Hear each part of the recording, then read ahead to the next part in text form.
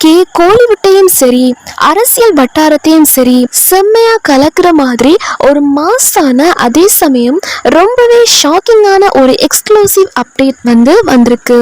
மாமன்னன் படத்தோட சினிமாவுக்கு முழுசா குட் பை சொல்லிட்டு அரசியல்ல மட்டுமே கவனம் செலுத்திட்டு இருந்த நம்ம உதயநிதி ஸ்டாலின் அவர்கள் இப்போ மறுபடியும் சினிமாவில் ரீஎன்ட்ரி கொடுக்க போறாங்க அப்படின்ற மாதிரி ஒரு செய்தி இணையத்துல தீயா பரவிட்டு இருக்கு. ஆனா அவர் யாருடைய டைரக்ஷன்ல நடிக்க போறாரு அப்படிங்கிற விஷயத்துல தான் ஒரு மிகப்பெரிய மெகா ட்விஸ்ட் ஒளிஞ்சிருக்கு. அது என்னன்னு தெரிஞ்சா நீங்க நிஜமாவே ஆடி போயிடுவீங்க. வாங்க அது என்னன்றது வீடியோக்குள்ள போய் டீட்டெயில்டா பார்த்துடலாம். உங்களுக்கு நல்லாவே ஞாபகம் இருக்கும், கடந்த 2022ஆம் ஆண்டுலேயே உலக நாயகன் கமல்ஹாசன் அவங்களோட சொந்த தயாரிப்பு நிறுவனமான ராஜ்கமல் ஃபிலிம்ஸ் இன்டர்நேஷனல் தயாரிப்பில் உதயநிதி ஒரு படம் நடிக்கிறதா அதிகாரப்பூர்வமாக அறிவிச்சாங்க. கிடாரி பட இயக்குனர் பிரசாத் முருகேசன் தான் அந்த படத்தை இயக்குறதா இருந்துச்சு.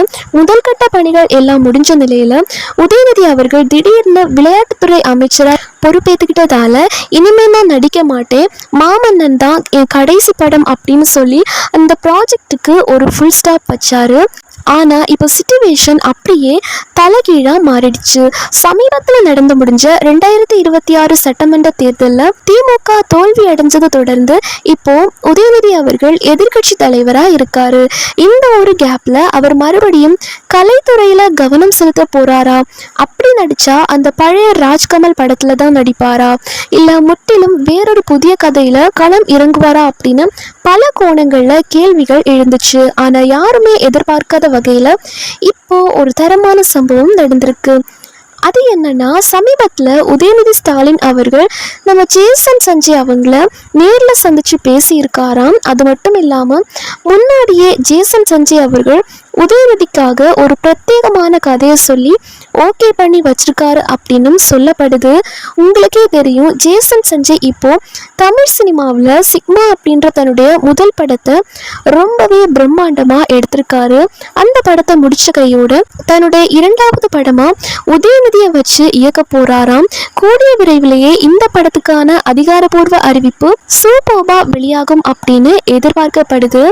இதுல என்னங்க பெரிய ட்விஸ்ட் இருக்கு அப்படின்னு நீங்க கேட்கலாம். இங்கதான் ஒரு பெரிய பாலிடிக்ஸ் இருக்கு. ஒரு பக்கம் தமிழக முதலமைச்சர் தளபதி விஜய் அவர்கள் ஆளுங்கட்சியா மாசா ஆட்சி பண்ணிட்டு இருக்காரு. இன்னொரு பக்கம் அவருக்கு டஃப் கொடுக்கிற எதிர்கட்சி தலைவரா உதயநிதி அவர்கள் இருக்காங்க.